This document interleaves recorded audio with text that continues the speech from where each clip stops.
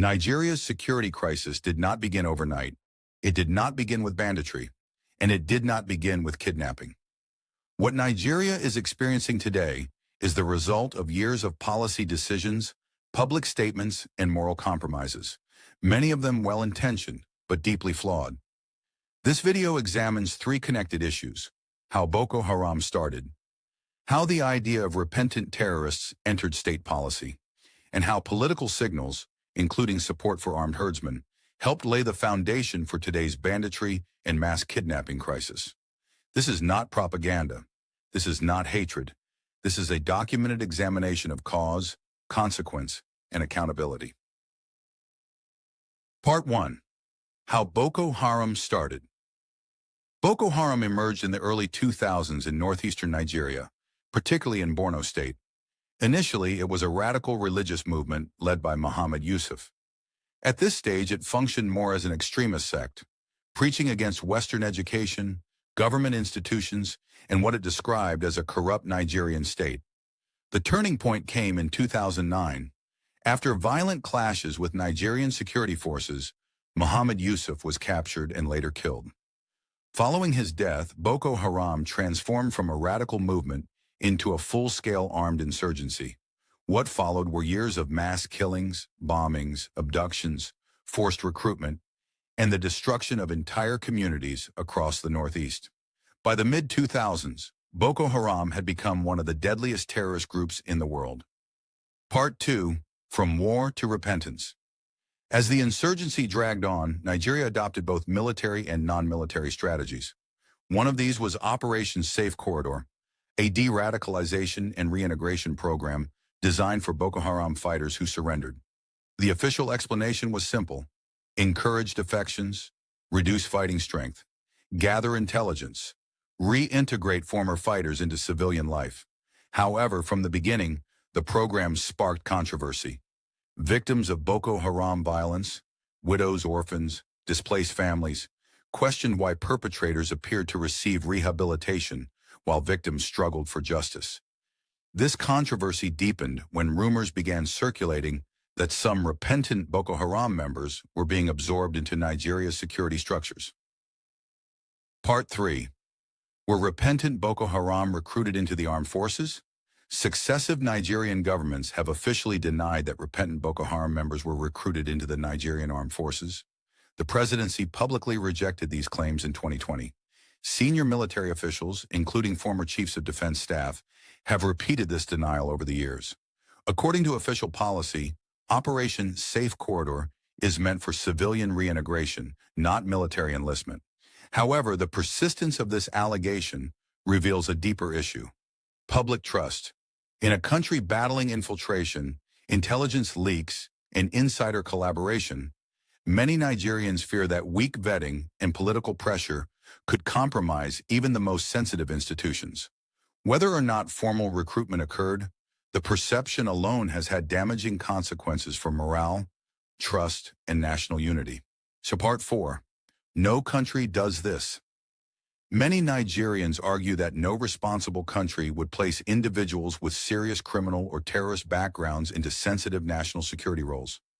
Strictly speaking, countries may allow limited waivers for minor offenses, but terrorism, mass murder, and organized violence are fundamentally different.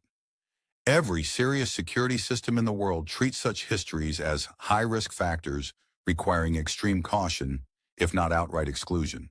When exceptions appear to be made, especially without transparency, citizens begin to fear infiltration rather than rehabilitation. Part 5. A repentant Boko Haram member can become president. In 2019, a statement attributed to the general officer commanding 7th Division caused national outrage. The general reportedly said that a repentant Boko Haram fighter, having surrendered and rehabilitated, could aspire to any position in society, even the presidency. Supporters argued this was symbolic language meant to encourage defections. Critics argued it sent a dangerous message, that extreme violence could eventually be rewarded with legitimacy, status, and political power, while victims received little justice. Regardless of intent, the statement deepened public resentment and distrust toward the entire reintegration process. Part 6. Political signals and armed herdsmen. Beyond Boko Haram, Nigeria's insecurity expanded dramatically with the rise of armed banditry and mass kidnapping, especially in the northwest. Here another critical issue emerges. Over the years, some Nigerian senators and political figures publicly suggested that herdsmen should be allowed to carry weapons for self-defense. These statements were often framed as protective or cultural considerations. But the signal they sent was dangerous. When political leaders publicly justify armed non-state actors, they blur the line between lawful authority and private violence. What begins as self-defense can quickly become organized banditry. Many analysts believe that this political tolerance for armed herdsmen helped normalize weapons proliferation, creating fertile ground for today's kidnapping and bandit economy. Once weapons are legitimized outside state control, reclaiming authority becomes extremely difficult. Part 7. Peace meetings and alleged humiliation of the state. As banditry worsened, some state governments experimented with dialogue and peace meetings. In Katsina State, peace engagements with known bandit leaders triggered national outrage. One widely circulated claim alleges that a notorious bandit leader, Abdurrahman Jankare, killed a senior police officer and later appeared at a peace meeting wearing the officer's uniform. This claim has circulated widely on social media and commentary platforms. This story shows the level of impunity bandits in Nigeria now have. It reflects a deeper fear that the Nigerian state is losing its monopoly on force, dignity, and authority. Part 8. The real consequence. Infiltration. Fear when citizens talk about infiltration, they are not always speaking literally. They are describing a loss of confidence, a belief that violence is rewarded, victims are forgotten, and loyalty to the state no longer guarantees protection.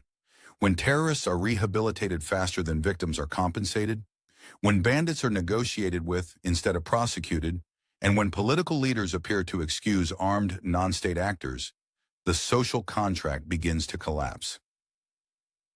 Conclusion. Nigeria's insecurity is not just a military failure. It is a policy failure, a communication failure, and a moral failure. Boko Haram did not arise in a vacuum. Banditry did not grow without encouragement, and public distrust did not appear without reason. Peace without justice breeds resentment. Reintegration without accountability breeds anger, and tolerance of armed actors breeds chaos. If Nigeria is to reclaim security, legitimacy, and trust, it must answer one central question honestly. At what point does compassion become compromise?